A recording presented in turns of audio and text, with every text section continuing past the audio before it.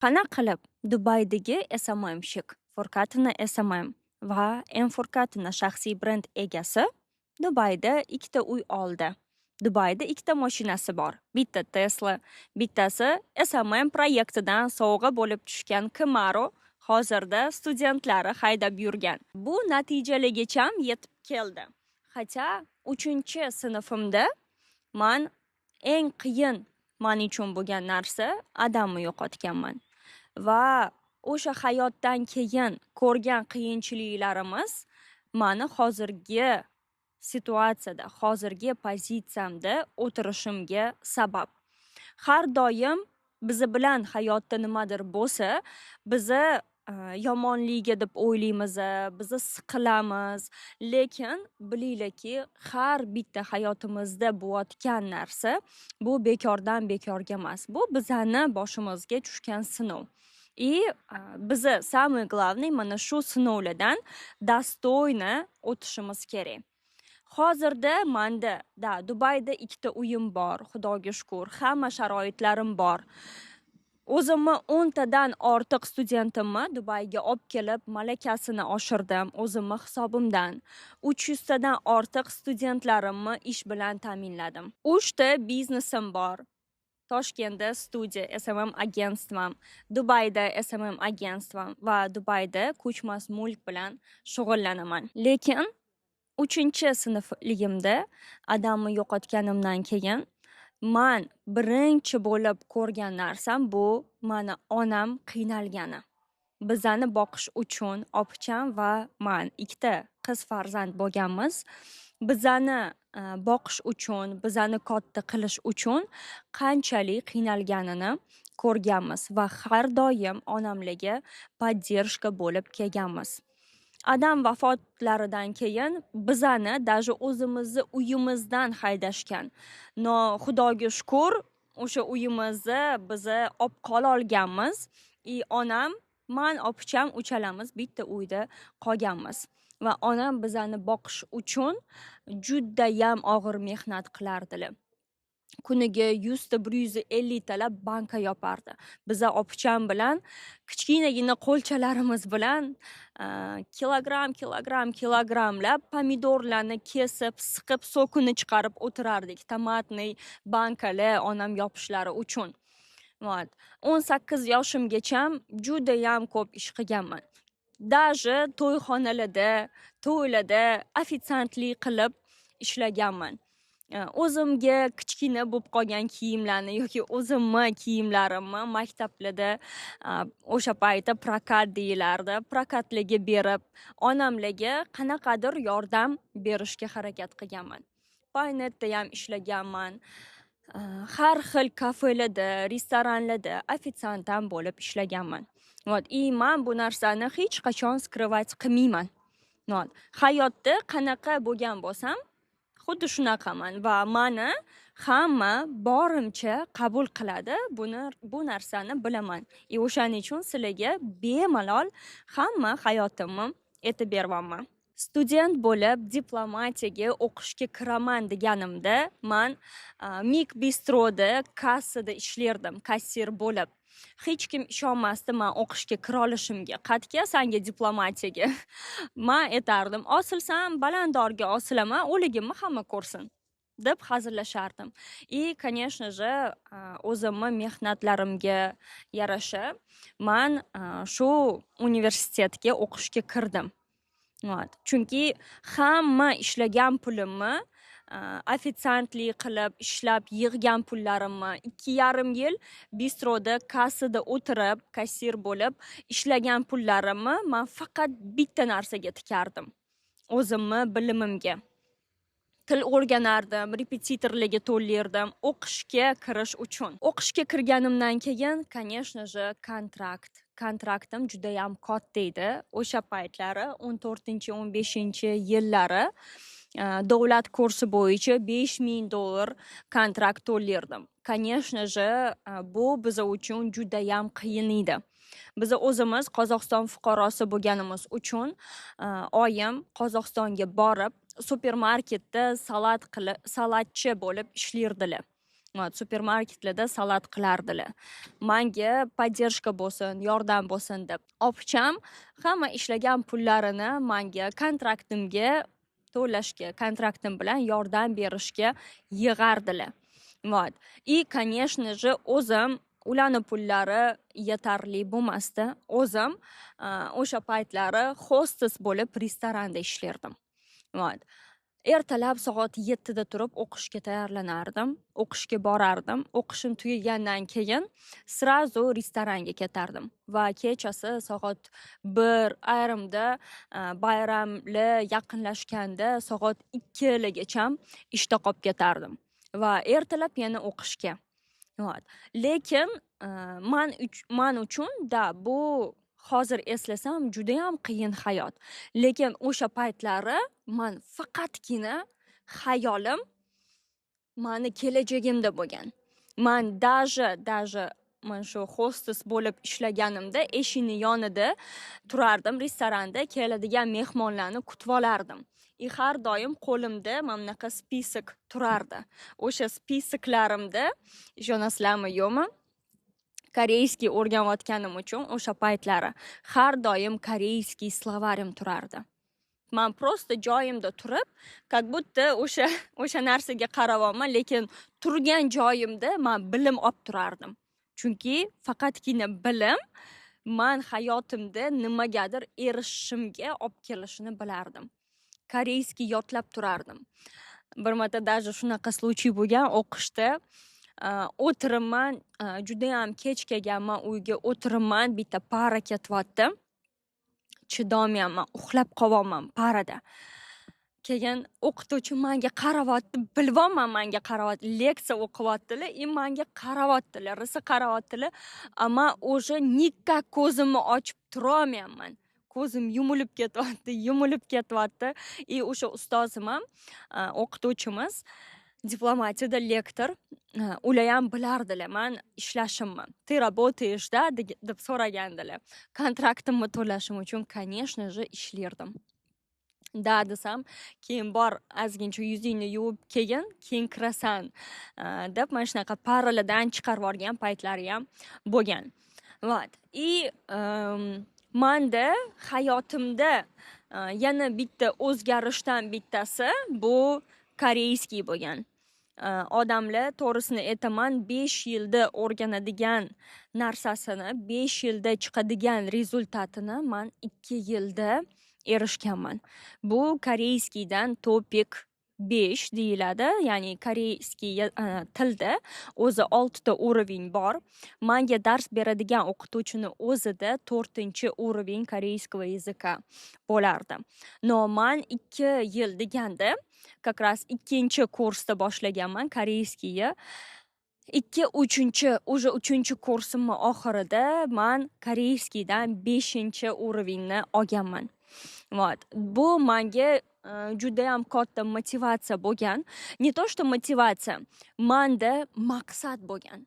Men opichamga undan oldin koreyskiy tilini tanlaganimda, men opichamga iltimos qildim. Opicham dedim, mana kontraktlarimga yordam beryapsiz. Yana 1 yil menga поддержка bo'ling deganman. 1 yil meni полный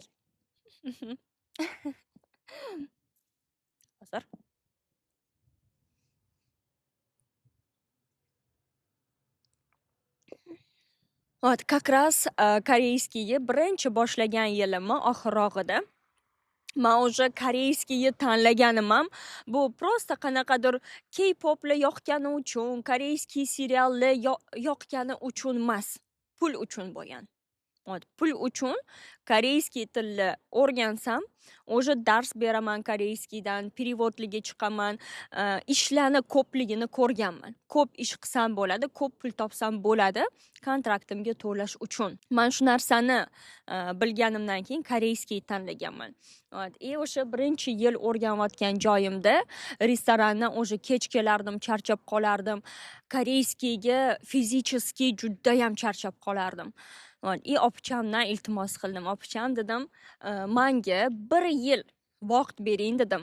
Menga shu o'qishimga, taksilarimga, obedlarimga menga qarashib turing dedim. man koreyskiyni o'rganib olaman-da. 1 yildan keyin man уже koreyskiyda переводчик bo'laman, как turistlarni aylantiradigan gid bo'laman, koreyskiydan dars beraman. Sizga hamma pulingizni qaytaraman deganman. Opcham даже o'ylab ham o'tirgani yo'q. Bo'ldi dedi. Ishdan ket dedi. O'shanda men уже restorandan 2-kursimni oxirida restorandan hosteslikdan ishdan ketganman. Именно koreyskiyga upor berish uchun. Ishonasizlarmi, o'qishim 2:30-4 tugasa, men kechki soat 8 gacha bibliotekada qolib koreyskiy o'rganardim. Kechki soat 8-9 koreyskiy shkolamda dars bo'lardi.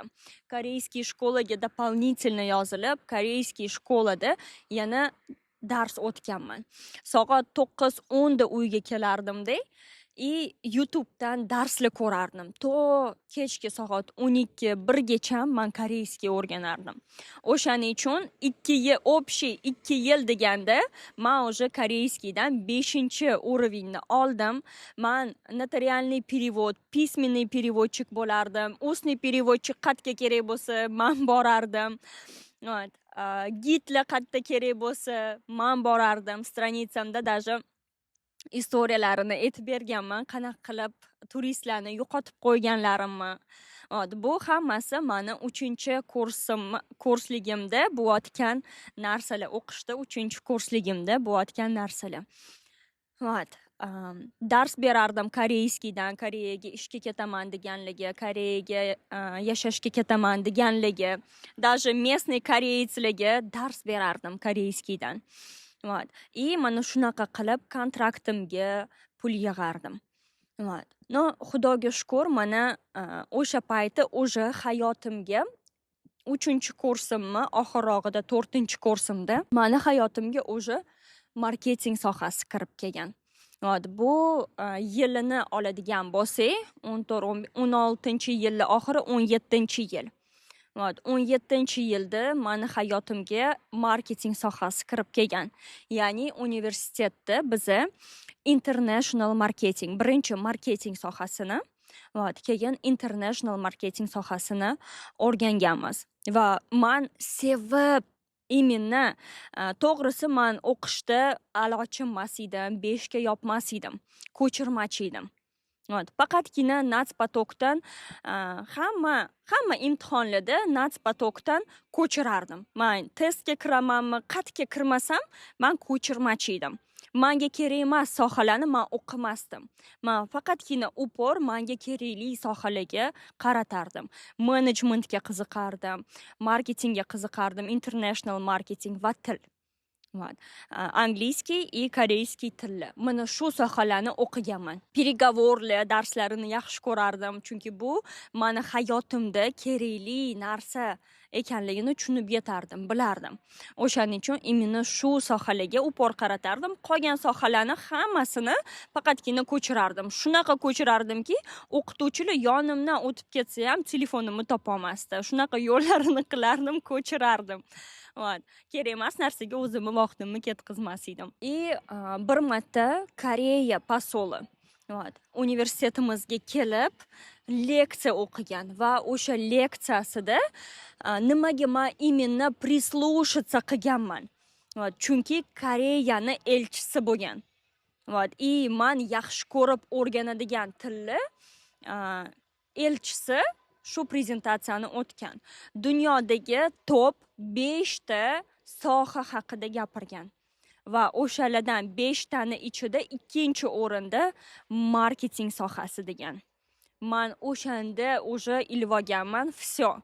Значит, hozir men qanaqa koreyskiyni o'rgangan bo'lsam, men marketingni shunaqa o'rganishim kerak. Birinchi o'rinda IT sohasini aytgan. No, IT ga meni qiziqishim bo'lmagan. No, marketingga meni qiziqishim juda ham kuchli bo'lgan. O'sha 3-kursni bitirganimda 17-18-yilda Koreyaga borganman. Общий 3 marta Koreyada bo'lganman. Birinchi Koreyaga borganimda o'sha Koreyada YouTube'lar orqali yoshlar pul ishlashardi. Hamma narsa ijtimoiy tarmoqlar orqali Вот, YouTube'larga kirardi, YouTube'lar qarab o'tirardi, YouTube'lardan nimadirlar o'rganib o'tirardi. Instagramlarida obzorlar, yana bilasizlar-ku, mana bunaqa ASMR videolari o'sha paytlarida ASMR videolari rosa populizatsiya bo'lgandi Koreyada. Yonlariga ko'p ovqatlarni qo'yib olib deb mana bunaqa mana bunaqa qilib yeyishlari. Mana shunaqa videolar orqali u yoqda blogerlar katta summalar topardi. O'sha reklamalarga chiqardi. Qaysidir brendlarni yuzlari bo'lardi.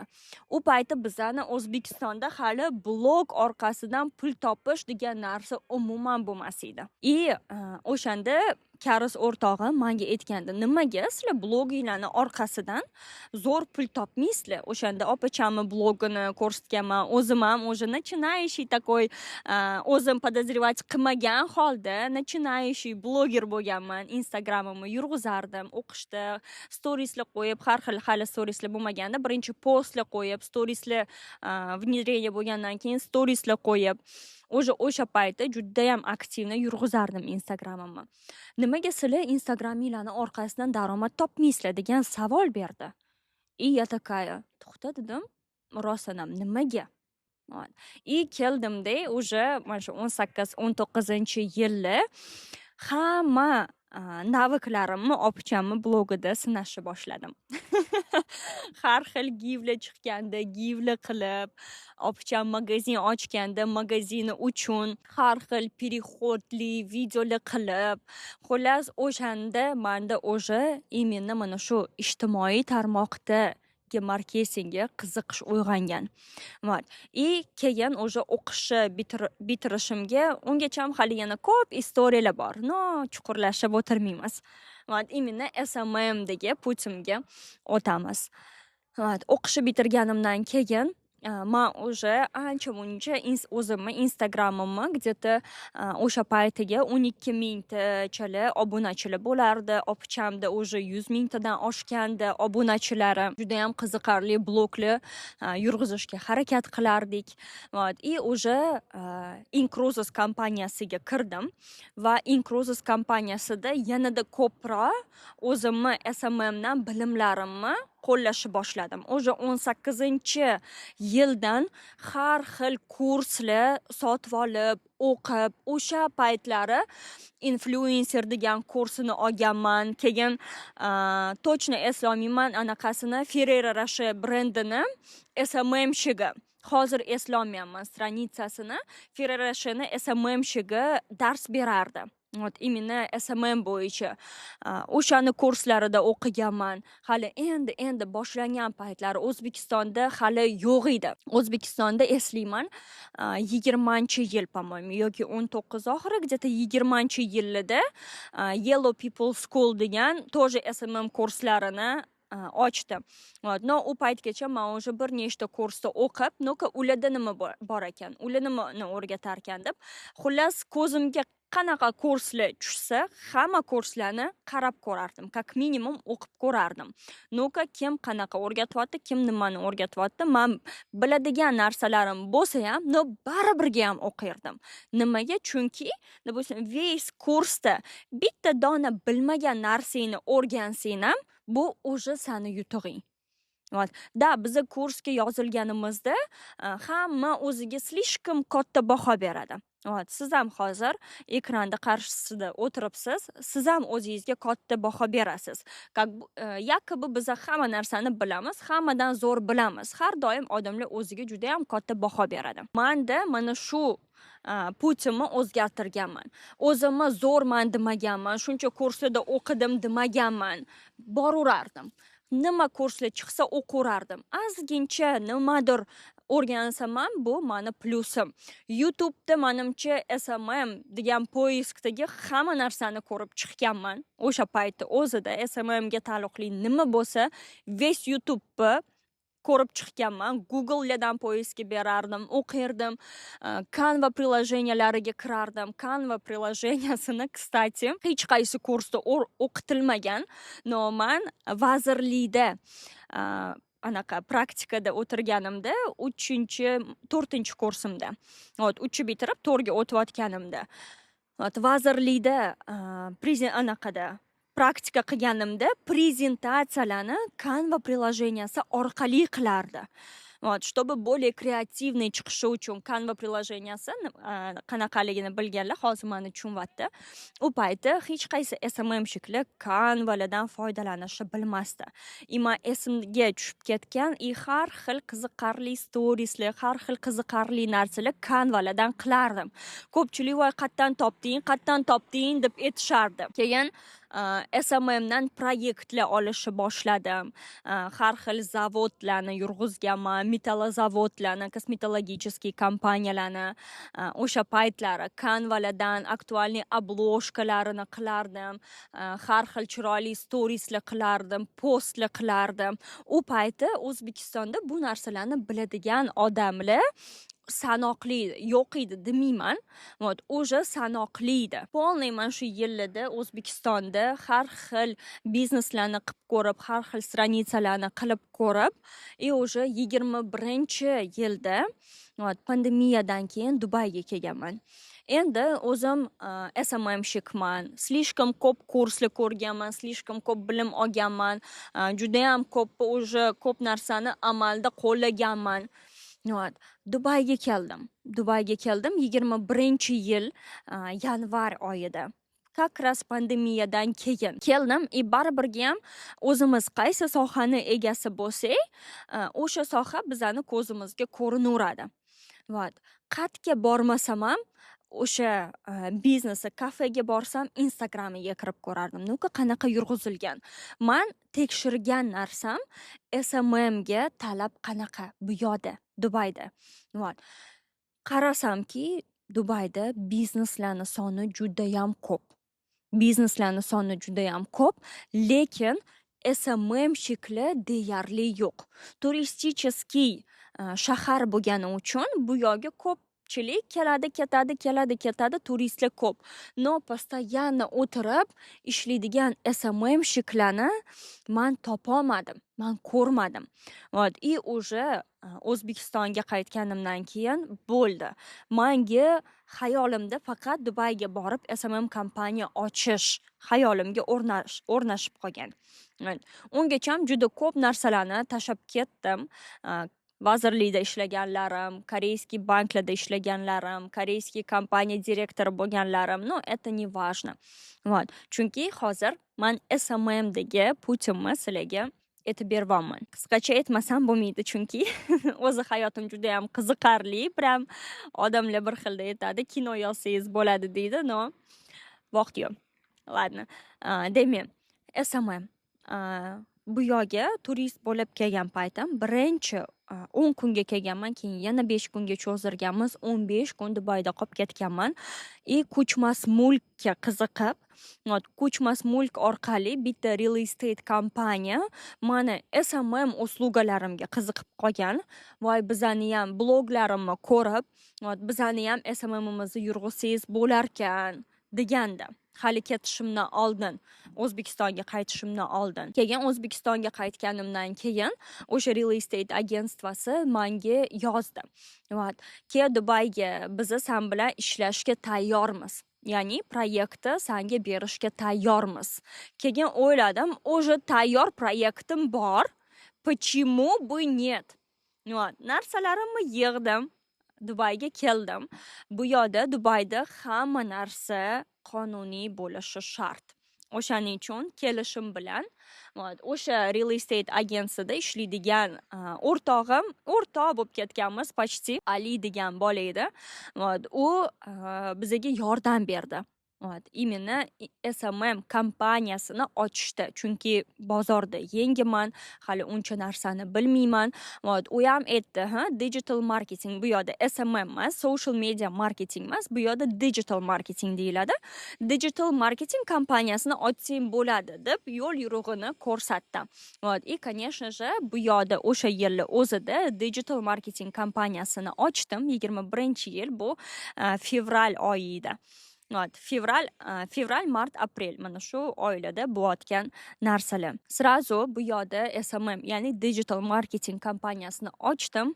MFO Marketing Services via Social Media deb nomlanadigan kompaniyamni ochdim. O'sha yildan beri men o'sha Dubayda faoliyatimni olib boraman. O'sha yilni o'zida meni eng katta qilgan ishim bu MR застройщигini O'zbekistonga prezentatsiyaga olib bordim. Hamma marketing SMMlari bitta meni bo'ynimda edi. Вот. Hayajon juda ham katta edi, chunki proyekt juda ham katta. Вот. Целый застройщик Dubai sheyxini kompaniyasi MR. Вот. Birinchi marta O'zbekistonga prezentatsiyaga boryapti va mana shu prezentatsiyaga odamlarni man shaxsiy brendim SMM orqali olib kelishim kerak edi. Вот. Juda ham hayajonda, rosa berilib ishladim, to'g'risi, от души. O'sha payti O'zbekistonga olib borganim uchun usluginglar nech pul deganda $2000 deganman, bor yo'g'i. 21-yil bo'lgan. Endi hali yosh bo'lganman. $2000 olganman uslugamga mana shunaqa prezentatsiya o'tkazib berish uchun. Xudoga shukr, Toshkentda o'tkazilgan prezentatsiyaga birinchi kunini o'zidayoq 100 ta 150 ta odam keldi. Kompaniya, agentство shokda edi. Maryam deyapti, bizda kompaniyamizda целый marketing отделенияsi ishlaydi, lekin hech qaysi prezentatsiyamizga buncha odam yig'a olmagan. Men o'zimni strategiyam bo'yicha, SMM strategiyam bo'yicha, конечно же, odamlarni yig'dim.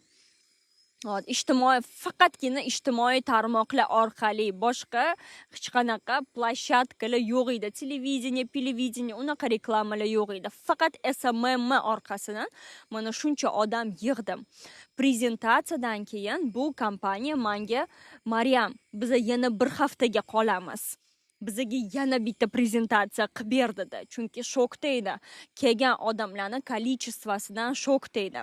Bir hafta O'zbekistonda o'tirdi, har kuni kamida 10 tacha odamlar bilan lichniy встречаlar, spros juda ham zo'r bo'ldi. Ikkinchi prezentatsiyasiga undan ham ko'p odam keldi. Xudoga shukr, meni yuzim yorug' bo'ldi. Kompaniya, meni uslugalarimni olgan kompaniya вполне довольный qaytishdi. O'shandan keyin o'sha Dubayga qaytdik. Xudoga shukr, 21-yil may oyida o'sha men o'zimni uyimga первоначальный взnosga pul to'ladim. Dubayda o'zimni uyimni olib, o'zimni uyimda yashashni boshladim. Chunki ko'rdim, что bu shaharda men 100% zo'r natijalarga yeta olmayman. Men уже chunki u narsani boshladim. Ketidan meni eng неудачный proyektim. Meni reputatsiyamga juda ham yomon ta'sir qilgan proyekt bo'ldi. IT kompaniyani, nazvaniyasini aytib o'tirmayman. IT kompaniyani SMMshigi bo'ldim. No, bu kompaniya bilmayman, qanaqadir noto'g'ri yo'llar bilan odamlardan investitsiyalar qabul qilgan. No, men vaqtida bu narsani bildim. Mayli aytaveraman. Smartbola kompaniyasini SMMshigi bo'ldim o'sha birinchi kelgan yilimizda. Mana shu kompaniyani SMMshigi bo'lib, где-то 1,5 oy ishladim. Keyin chiqib ketdim u kompaniyadan, dalsha olib bormadim. Nimaga? Chunki menga oxirigacha pulimni to'lamagan.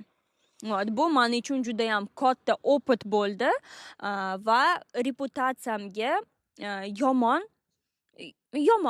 отзыв bo'ldi reputatsiyamga. Nimaga deganda, chunki bu kompaniya juda ham ko'p odamlarni pulini olgan va qaytarib bermagan. В том числе meni o'zimni. Men o'zim ham bu kompaniyaga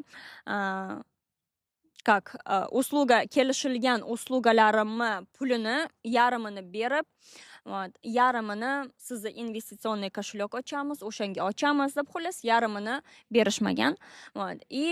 Bu meni hayotimdagi, meni proyektlarimni ichidagi неудачный qadamim bo'ldi. Hammaga faqatgina bu narsani qoldirib ketsam bo'lardi.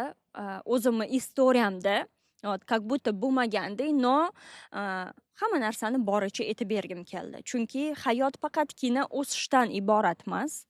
Hayot o'sish va tushishlardan iborat. Bu kompaniyadan vaqtida chiqib ketdim. Baribirga ham yuzim qolib ketdi. Bu kompaniyada juda ham ko'plab boshqa blogerlarga o'xshab, bu kompaniyada bizani yuzimiz qolib ketdi. Ладно. Xudoga shukr, men vaqtida bu kompaniyadan chiqib ketdim. Undan keyin o'sha rent-a-car kompaniyalari, har xil suv kompaniyalari, fashion kompaniyalari juda ham ko'plab proyektlarni Dubayda olib bordim. O'sha 21-yilda menga bu yoqda ishchi kuchi kerakligini bilib, har xil odamlar bilan ishlab ko'rganimdan keyin bildimki, men o'zim bilim bergan odamlar bilangina ishlayman. Chunki SMMshikman deb aytardi, ishlab ko'rsam, to'g'risi SMM S harfini ham bilmasdi-da. Shunaqa случайlar bo'lgandan keyin men уже o'zim dars beraman, o'zim bilim beraman va mendan bilim olgan studentlarni o'zimni hisobimdan Dubayga olib kelib, o'zimni kompaniyamda ishlashadi deb o'sha yilni o'zida o'sha studentlarga dars berishni boshlaganman. Birinchi marta studentlarni xudo xolasa o'zimni hisobimdan Dubayga olib kelib malakasini oshiraman deganimda ko'pchilik menga ishonmagan. Xudoga shukr, mana hozirgi kungacha o'sha 10 tadan ortiq studentimni o'zimni hisobimga Dubayga olib kelib malakasini oshirdim. Ulardan hozir 3 tasi meni yonimda o'zim bilan birga ishlayapti. Ulardan ko'pchiligi Toshkentdagi agentstvamda ishlayapti, studiyamda ishlayapti. Studentlarimizga, yanada ko'plab studentlarimizga bilim beryapti. Hozirda xudoga shukr, komandam ham juda ham katta. O'sha sonida adashganman. 2000 tadan ortiq, 3000 tadan ortiq studentlarga bilim berdim. Shu kungacha 300 tadan ortiq studentlarimni ish bilan ta'minladim. Bu eng muhimi, menda o'qigan studentlar uchun nastoящий professional bo'lishi uchun, просто teoretический video darsliklardagi bilimlar emas, hamma bilimlarini offline workshoplar bilan podkreplять qilib, studiyadan tekin professionalniy studiya, juda ham katta studiyam stranitsasiga o'tib qarasanglar bo'ladi. Qayerdadir studiyani stranitsasini chiqarib qo'yinglar, montajyorlar. Studiyamni kirib ko'rsanglar bo'ladi. Naskолько professionalniy studiya, hamma оборудованиялар bor, mikrofonlar, освещениялар. Meni studentlarim realniy professional bo'lib chiqishi uchun hamma narsa o'rgatiladi. SMMdan ham, mobilografiyadan ham. Конечно же, oxirgi zapuskimiz, oxirgi kursimizga 500 tadan ortiq studentlar yozildi. Bu O'zbekistonda hech qaysi zapuskchi prodyuser qilolmagan rezultat. Men to'g'risini aytaman. Men qilaman, O'zbekiston qaytaradi. Men qilaman, boshqa ekspertlar qaytaradi. O'zimni nomer 1man demayman. Meni studentlarim biladi nomer nechiligimni, nomer 1ligimni. Ozgincha mayli, o'zimni maqtab qo'yaman. Menda bilimlar faqatgina O'zbekiston bozori emas, menda bilimlar dunyo miqyosida beriladi. Chunki bu yoqda mana praktikaga kelgan studentlarim biladi, просто bitta joydan bitta joyga borishimizni o'zida qancha bilim olishadi. Bu yoqda dunyo bozori. Dubay multinatsionalniy shahar. Judayam ko'p bizneslar, judayam ko'p brendlar va har xil brendlar. Har bitta brendni marketingiga e'tibor beramiz, o'zimizga olamiz, o'zimizda qo'llaymiz va to'g'risini aytaman, mana shu zapusk prodyusирование yo'nalishida, ya'ni oddiy tilda aytadigan bo'lsak, kurslar, обучениялар sferasida O'zbekistonda hech qaysi prodyuser qilolmagan zapuskni mana shu oxirgi kursimda qildim. Bu 500+ student. Hali istoriyada unaqa bo'lmagan. Mani bu gaplarimdan keyin juda ko'p zapuskchi prodyuserlar mani yomon ko'rib qoladi, no что есть, то есть. 21-yildan beri zapusklar bilan parallelni shug'ullanaman. Qanaqa bo'ladi, nima bo'ladi, har bitta zapuskimda yangi strategiyalar, judayam ko'p strategiyalar qo'llab ko'rganman va eng zo'r ishlaydiganlarini отдельный oxirgi kursimda применить qildik va rezultat 500+. Bu to'g'risi stabilni 5-yil ketyapti. Уже bizada bu sohada, ya'ni zapusk prodyusирование sohasida bizada stabilность bor. Stabilность har doim новшинство, yangi har bitta zapuskdan zapuskka yangiliklar kiritib, to'g'risi men yangilik kiritardim. Boshqa ekspertlar mendan keyin qaytaradi. Men yangilik kiritaman, ekspertlar qaytaradi. Даже men bilan ishlagan menejerlar o'zlari shokda qolishardi. Maryapam, qanaqa qilib auditoriyangiz bunaqa derdi. Qanaqa qilib bunaqa meni auditoriyam? Nimaga meni auditoriyam bunaqa? Chunki men hamma narsani boricha ko'rsataman. O'zimni men bu yerda Dubayda kev olib, arendalarga mashinalar olib, Ferrari, Rolls-Royce'lar yoki Gelenwagen'lar olib, luxury hayotni ko'rsatib berib, sizlar ham SMMshik bo'lsanglar, mana shunaqa yashaysizlar demayman. Hayotim qanaqa bo'lsa, xuddi shunaqaligicha ko'rsataman. Что oddiy ofitsiant bo'lib ishlagan qizim yolg'iz ona bo'lishiga qaramasdan mana shunaqa natijalarga erisha oladi. Mani Instagramimni kuzatadiganlar mani ves hayotimni biladi.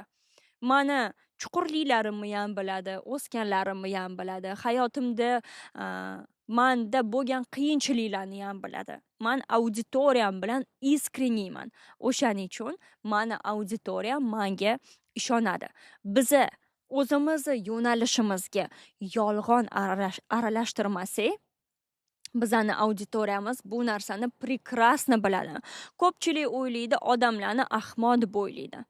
O'tirib olib, qanaqadir luxury hayotlarni ko'rsatib olib, nimadirlarni sotishga harakat qiladi. Lekin yo'q. Bunaqa taktika уже ishlamaydi. Siz qanaqa bo'lsangiz, shunaqaligingizcha o'zingizni o'zingiz qabul qilsangiz, sizni auditoriyangiz ham sizni shunaqaligingizcha qabul qiladi. Hech kim aytmaydi, "Voy, qachondir bu ofitsiant bo'lib ishlagan ekan, hozir Dubayda mana shunaqa ekan" demaydi. "Vau" deydi. "Vau, ofitsiantlik darajasidan mana shunaqa darajaga chiqibdi" deydi. Hech qachon o'zingizni kamchiliklaringizdan qo'rqmang. O'zingizni kamchiliklaringizni auditoriyaga olib chiqishga, odamlarga aytishga qo'rqmang. Bu nabarot sizni kuchli qiladi va sizni boringizcha qabul qiladiganlar siz bilan qoladi. Sizni qabul qila olmaydiganlar qolib ketaveradi. Siz o'sishingiz kerak. Вот и всё. Mana shu meni hayotim. Yoshligimdan boshlab mana Dubayga ko'chib keldim. Qoldirib ketgan narsam bu shaxsiy hayotim bo'ldi. Shaxsiy hayotim haqida o'zimning stranitsamda video qo'yganman. Ko'rsanglar bo'ladi, повторяться qilmayman. Hozirda yolg'iz onaman. Farzandimni 1 yildan oshdi. O'zim oyog'iga qo'yib kelyapman. Va ishonamanki, mana shu videoni ko'rayotgan har bitta odam, yosh bo'lasizlarmi, yoshinglar katta bo'ladimi, ayol bo'lasizlarmi, erkak bo'lasizlarmi, har bittamiz bu darajaga erisha olamiz. Mana shu cho'qqilarga hamma erisha oladi. Hammamizda imkoniyat bir xil. Hayot faqat o'zimizning qo'limizda va faqatgina bizni hayotimizga o'zimiz javobgarmiz. Hech kim bizani hayotimizga javobgarlikni olmaydi. Hech kim kelib sizlarni hayotinglarni prosta tak o'zgartirib qo'ymaydi. Har doim yaxshi niyat qilib, gumonni to'g'ri qilib, faqatgina o'zinglarni ustinglarda ishlaganinglar sizlarni natijaga olib keladi. Qizlar, prinsa na belim koне kutmanglar. Boyvachchaga erga tegaman, hamma problemalarim hal bo'ladi deb kutmanglar. Unaqa narsa bo'lmaydi. Men ham vaqtida shunaqa orzu qilardim. Boy bolaga erga tegsam, to'yim bunaqa bo'lsa, to'yim bunaqa bo'lsa, yo'q, ishlamaydi. O'zinglarni hayotingizga o'zinglar javobgarlikni olinglar. Независимый bo'linglar va o'shanda sizlar o'sganinglar sari sizlarni atrofinglarni именно mana shunaqa o'sishga harakat qiladiganlar, o'sadigan odamlar sizlarni окружать qilishni boshlaydi. Не только qizlar, hammamiz hayotimizda javobgarlikni o'zimizga olishimiz kerak. Bizani hayotimizda hech kim hech narsaga aybdor emas, faqat o'zimiz aybdormiz.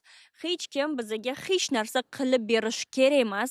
Ota-onanglar qilib berishini kutmanglar, eringlar qilib berishini kutmanglar, ayolinglar qilib berishini kutmanglar. Kimdir sizlarga nimadir qilib berishini kutmanglar. Vaziyatni o'zinglarni qo'lingizga olinglar va o'zinglarni hayotinglarni o'zinglar o'zgartiringlar. Sizlardan boshqa hayotinglarni hech kim o'zgartira olmaydi. Men shu narsani tushunib yetganim uchun hozir mana shu joyda o'tirib sizlarga podkast yozyapman. Agar men ham hayotimda javobgarlikni boshqa odamlarga o'tkazganimda, men bu darajaga yetgan bo'lmasdim, mana shu joyda hozir o'tirgan bo'lmasdim.